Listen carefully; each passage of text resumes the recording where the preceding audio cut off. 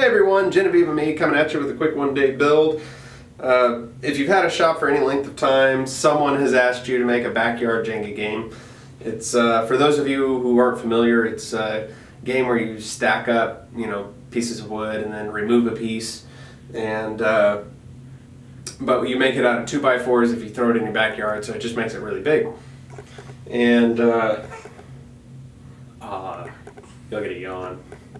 But one of the problems with that, and something I haven't really seen anyone cover, is what do you do with the game after you've made it, set it up in your backyard, and now you want to store it? And so I made a little storage solution that fits under a bed. It uses some wheels I bought at my local hardware store, and the case serves as a dolly to make it easier to move, because you put 52 or 54 pieces of 2x4 anywhere and it gets pretty heavy. So here's the video, how to build it, and thanks for watching. If you like this video and Genevieve, make sure to like, comment, share, subscribe, or whatever you want to do. Thanks. So fair warning, I'm on daddy daycare duty, and you're probably going to hear some cooing in the background because my little girl Genevieve is in a good mood. We're starting this project off by cutting some scrap plywood. This is 8mm down to size and length, and the dimensions of this project are dependent upon the size of the Jenga pieces that you have. For me, it came out to be 2 pieces wide, 3 pieces high, and before the wheel well that you'll see later, I cut it so that there were 2 there's a little extra space to put 4 pieces to one side. And so now I'm cutting my cross supports.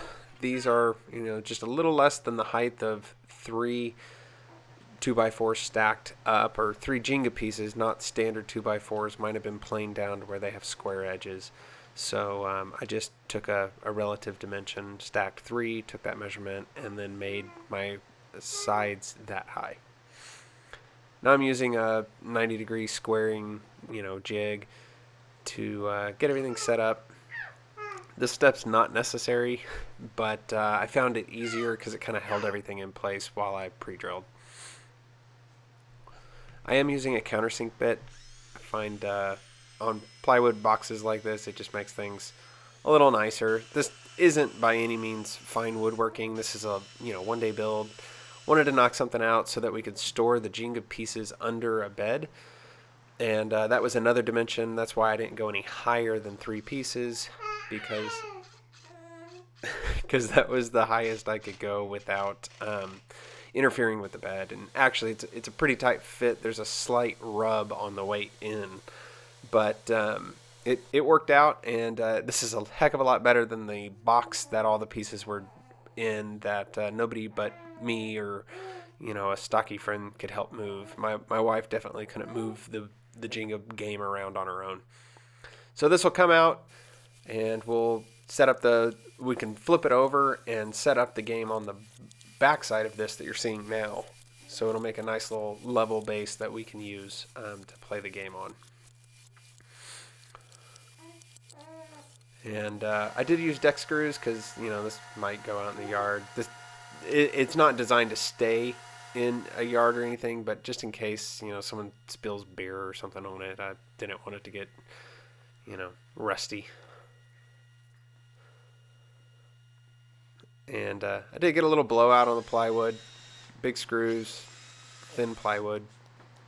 But again, it's meant to just tote something around. I wasn't trying to make anything super nice here. Now I'm drilling out for the axle.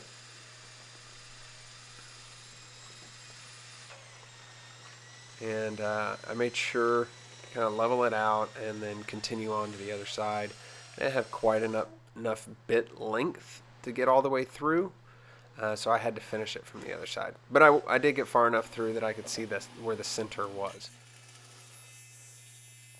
And because where I'm mounting the wheels, I'm actually going to have to cut out a little bit of the frame here.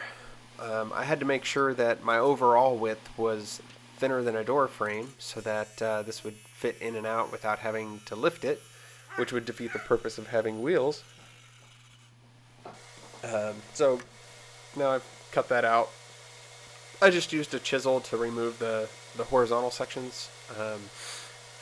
And I've mounted the wheels so that there's just a little bit of clearance from the bottom, and they stick out a little bit on the back. And what this means is, with just a little bit of lifting from the front, the wheels will engage, and you can slide it in and out from under the bed without a lot of drag, but they're still there so that you can use it to actually roll it around like a suitcase to the backyard. So there's no lifting required. On the other end, I just used a carriage bolt and countersunk the head from the inside so that it didn't interfere or reduce the capacity of the Jenga pieces on the inside. And then trim the bolt to length.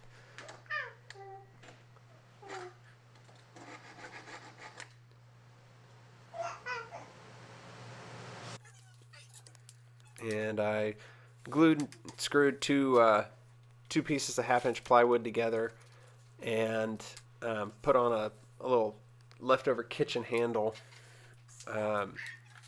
so that I would have just something easy to hold on to. I'll probably wrap that with rope or something, or tie a knot and put a rope on it, because you end up having to bend over quite a bit to move this around. And with as much weight as there is, that little metal handle has a tendency to dig into my hand. So if you're going to do this, find a better handle solution, at least something bigger that spreads the weight a little better over your hand so it doesn't dig in so much. And pro tip for any of you married folks out there, put tinfoil or wax paper down underneath a project you're gluing that's on your kitchen floor. And it keeps your wife or partner much happier than having glue drip on the kitchen floor.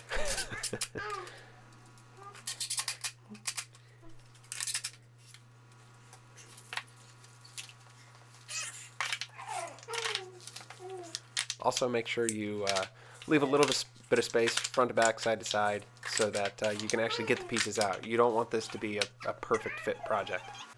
So now you can see that the wheels work when up or down, and they leave you just enough room to where they can glide over the carpet. And this is actually a really tight fit. I've only got about 1/2 inch play, but it worked out for us. And this is one of our guest rooms, and this is where we're going to put the Jenga game.